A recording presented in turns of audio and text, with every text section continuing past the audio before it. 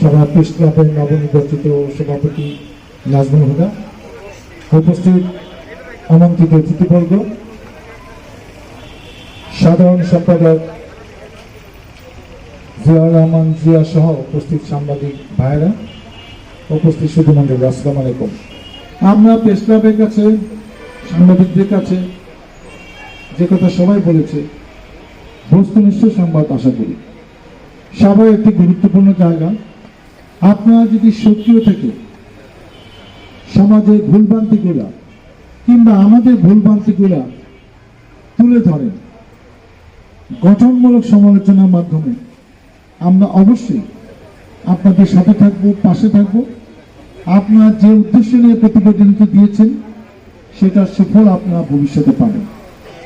আমরা সকল সময় সাংবাদিকের পাশে ছিলাম।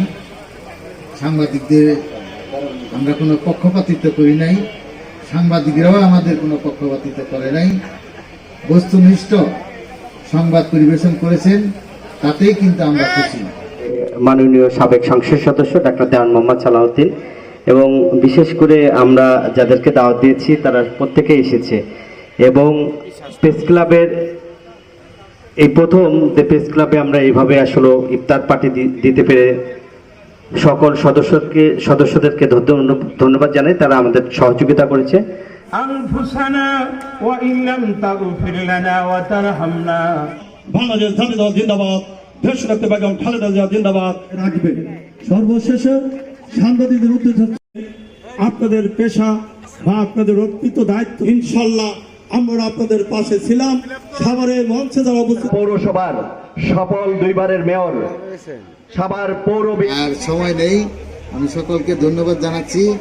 আগামীতে জানিয়ে আমি আমার কথা শেষ করছি। আসসালামু আলাইকুম। দেওয়ান মোহাম্মদ সালাউদ্দিন বাবু, ডাক্তার দেওয়ান মোহাম্মদ ইব্রাহিম ওয়া আলা আলি ইব্রাহিম। আনফুসানা ওয়া ইল্লাম তাগফির লানা ওয়া তারহামনা।